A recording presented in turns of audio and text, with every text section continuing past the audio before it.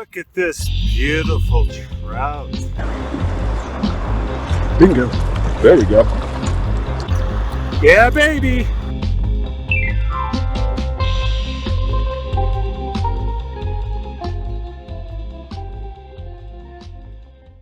Hey everybody, thanks for joining Dances with Trout. I've got a quick one today. Obviously, I'm not on the water.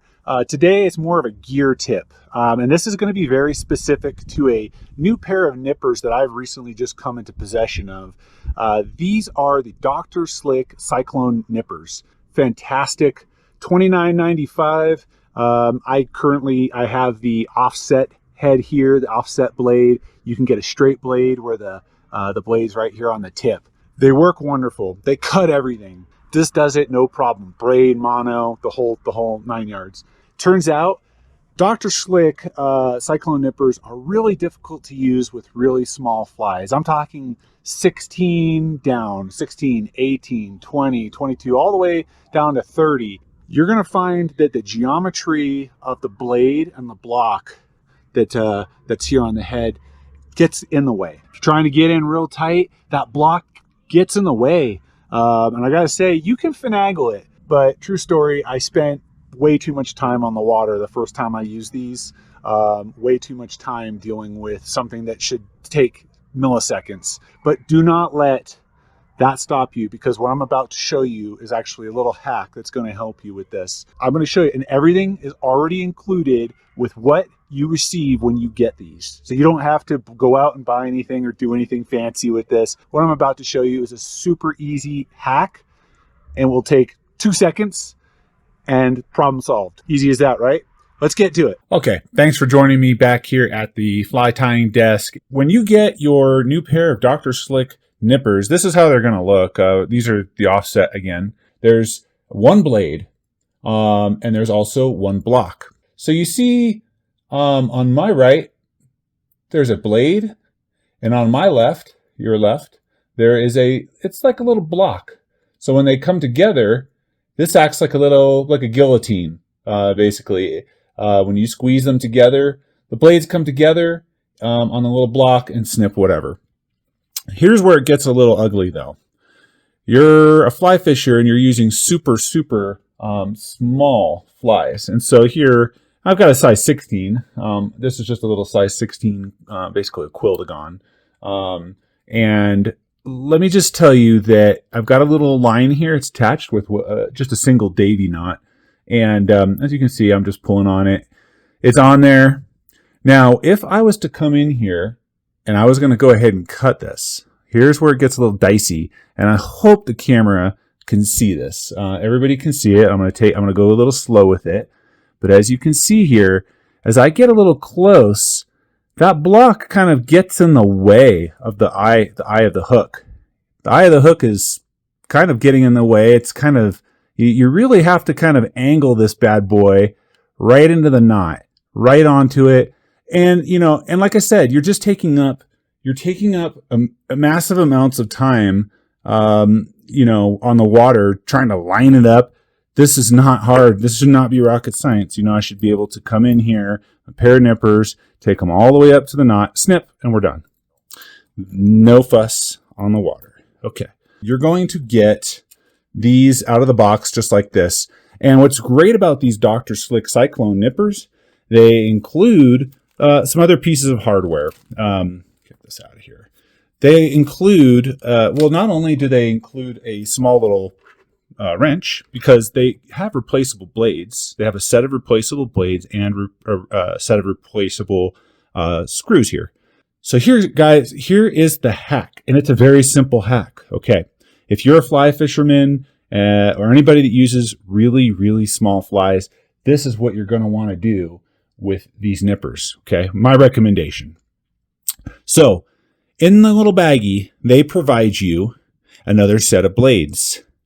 So everybody, the hack here is to leave the blade that came on, leave the actual blade portion on. Remove the block. So let me show you what that looks like here. This is going to be real simple. So basically the screw that or the Allen wrench that they gave you that's included will take care of the screw here and get this little screw off.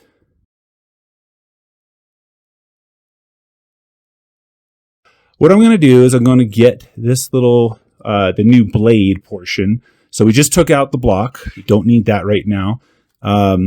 You are sacrificing a blade. I will say that. That's positive or negative, depending on which way you look at it. I think it's worth it. So what I'm going to do is I'm going to go ahead and screw this back on, but we're not done. Okay, so don't stop the video here and think that this is it. Okay, we have more to do, but not much more. Okay, you get that screw on there just a little bit. Let's get it. It's pretty close. Okay, it's on there, but it's not tight by any means. Here's what you need to do. You need to, I call this the calibration point.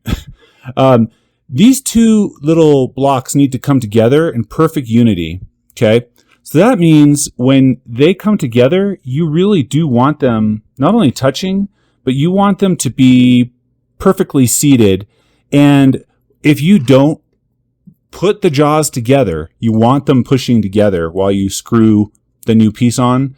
If you don't do that, they're not going to line up properly, and it's going to be an uneven cut. So we're trying to, right now we're trying to do is just even the cut, even the blades so that they're essentially touching each other. Okay, I've screwed it on tight. There you can kind of see them coming together, the two blades coming together. Now, we don't have, you'll see here, when they come together at the point. They are just like any other traditional nipper now, okay? They're basically a traditional nipper, but really, really good cutting. These are tungsten carbide, so really, really good. Much better than what you can get at the counter, like those ones there. When you bring this in now, you have a little extra room because that block is not really in the way now. You can get right up on that knot and you can cut it right there like I just did. No knot, no little extra tag. I get right in there with this. The only recommendation that I'm going to make with this new change now is once you've done this, you do have to be a little careful when you get down there because now you can cut the other things. The way they first came, you actually almost have like a little buffer. And it is nice for, maybe bigger flies. It will leave just a little extra tag end. If you're using big flies, I don't really see a need to change. Just stick with what they gave you. These are great nippers. Love how they feel in the hand. And I mean, quite frankly, it's wonderful. As you can see, your hand fits right in there. It's just a really nice, it's got a real nice tactile feel to it. It just cuts through everything like butter. I don't know if I've changed the properties here necessarily for, say, if you're going to use it for the bigger line. If you're using it for bigger line, though, this is not the point of this particular video. This particular video is if you're really working with smaller diameter lines, smaller flies, you're really trying to get in tight. There you have it, everybody. That is my method. I hope this helps a few of you out there. I know it will me on the water. It's not going to be as frustrating, dealing with cutting tippet. Never should be. This should be an easy task. So, all right, that's all I've got, everybody. Thank you for watching my video. You all take care, and we will see you next time.